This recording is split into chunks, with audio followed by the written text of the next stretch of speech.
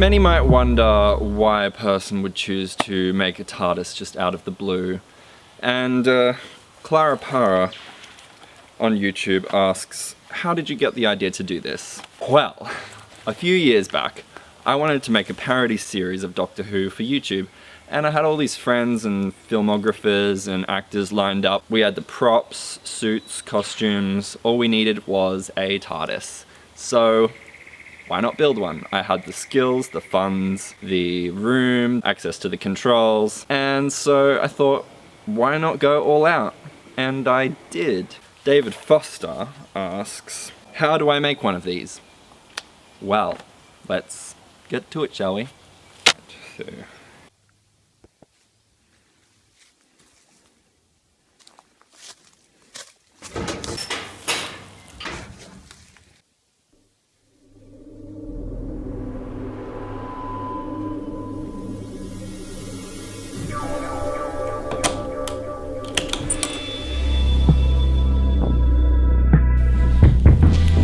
So, welcome inside.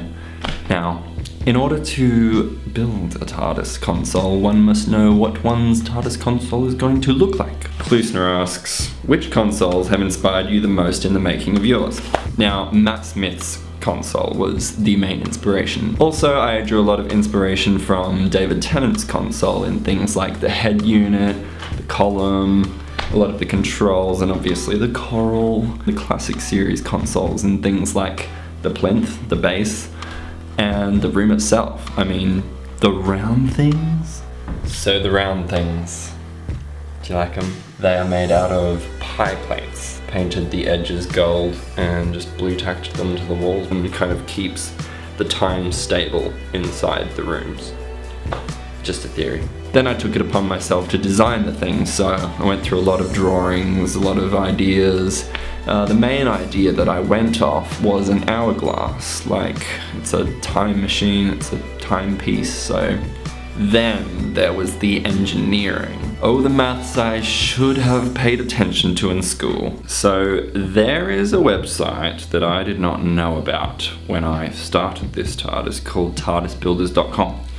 And they provide a little simulator which you can enter the measurements in, and it spurts out all the other measurements that you need and all the angles in degrees, and basically gives you this plan. So I wish that I knew about it before I started, because I did all that from scratch by hand, and that sent me almost insane. Some of you have asked what measurement my panels are, so trusty Sonic.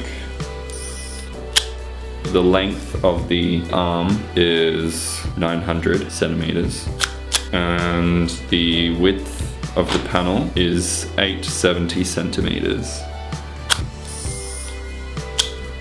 Oh, and the small end, or the narrow end, is 190.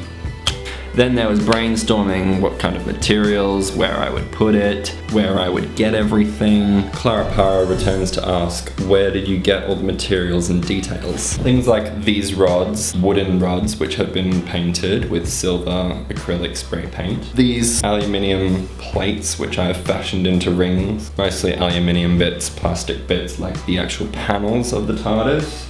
They are PVC sheets, which I bought all these things from the same place, which was a hardware warehouse called Bunnings in Australia. And Jeremy Lee asks the question, what did you use for the big clear pipe in the center? I searched for a very long time in many different places on the internet and phone books and stuff to find the kind of plastic manufacturers or extruders or suppliers. I got mine for about $270 Australian. That was just from a plastics supplier, wholesaler. J&A Studios asks, what material is it made out of? In reference to the base, the structure. So it's actually just made out of treated timber, which I painted, and I got that because my father owns a building company and he just had all this timber lying around, so I was like, yoink. And things like the TARDIS coral pieces, they're made from PVC pipes. as for the metal pieces and other coral pieces as well. So I cut all the timber to the measurements that I had worked out with my drawings and calculations, and then the painting began. Painting. Now, this was one of the most challenging processes because I didn't really know what I was doing, so I was taking all sorts of paints and trying them out on different woods and PVCs, and obviously getting this coral effect.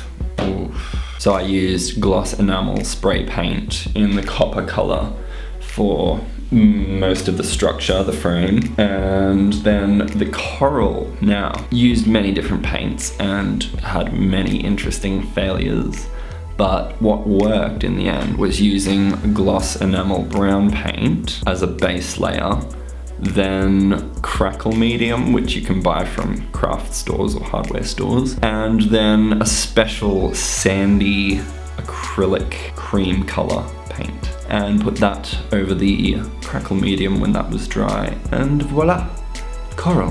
When everything was dry and ready, I used a screw gun and screws to screw the whole structure together, including the coral pieces also screwed in just in places you can't see, and every other metallic piece or framing piece just all screwed together. Then there was everything above the actual console. So the first thing I needed to do was to create a sort of frame structure for my column. That was just wooden rods spray painted with silver acrylic paint. By this point, I discovered a bit of an issue. Now that I had all the structure and the column in place, the whole thing was still wobbly. So I consulted my father, who is a builder, and he just said, put a base on it, like an actual base. So I fashioned this base out of timber again,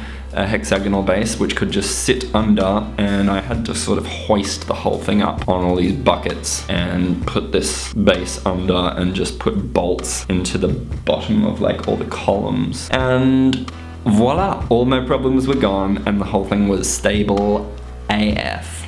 The head unit above was sort of a wooden plate attached to some beams that were exposed at the top, and I just used other pieces of wood and created a little sort of structure up there which I affixed with wire and just a lot of wire tying.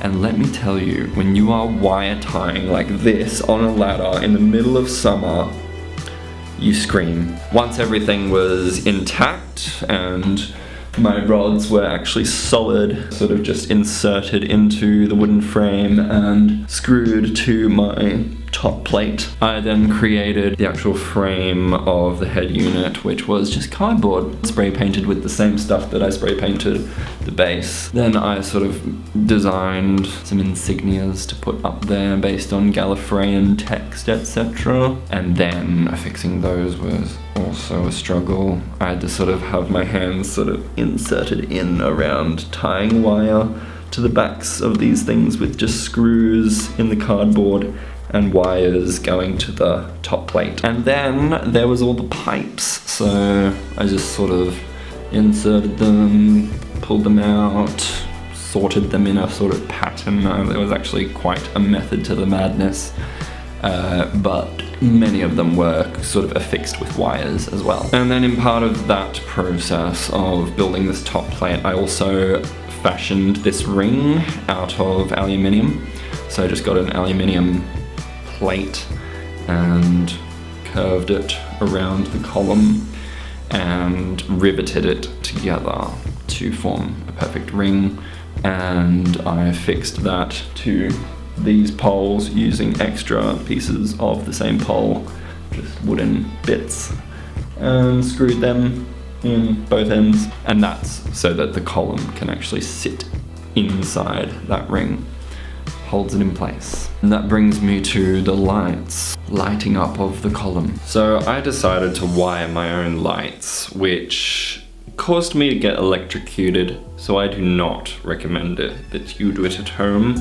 I recommend that you either get an electrician to help you or buy your own lights with their own switches, which you can just place. I actually got Christmas lights, like fairy lights, string lights, off eBay for like $5. So I could just place them sort of wherever I wanted. Where there are bright lights, colored ones, that's the fairy lights, so it's sort of bunched up like this.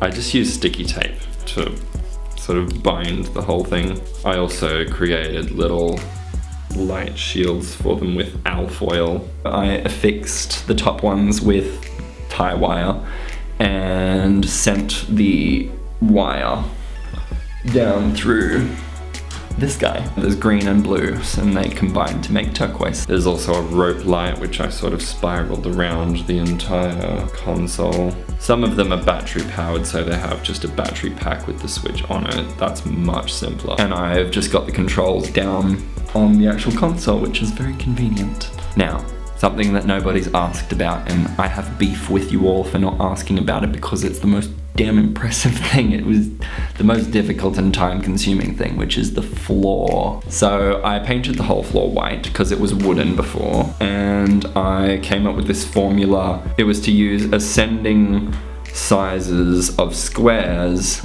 in a radial pattern all the way around, and essentially all the squares then meet up because they're all the same size in rings, but they're all connected. I made stencils out of plastic, drawing them, slicing them, then used black paint, and to do the edges I used like a sponge, and the rest I used like a roller and sometimes a paintbrush. So apparently, according to my build diary, it was actually 16 hours that I painted. So I guess I got up really early in the morning and went to bed really late at night after painting and painting. So it was all acrylic paint, and it's lasted really well actually. I did multiple coats, obviously. I love it. And James Green asks, there did you build it? There I built it. So it's a prefabricated room that my dad built as part of a project he was doing, but he's not using it, so he let me use it. And it's a TARDIS now. It actually kind of looks like TARDIS coral, but yeah, it's my TARDIS. So, that concludes part 1 of this journey of building a TARDIS. Thanks for joining me this week. I'll see you when I see you. Bye!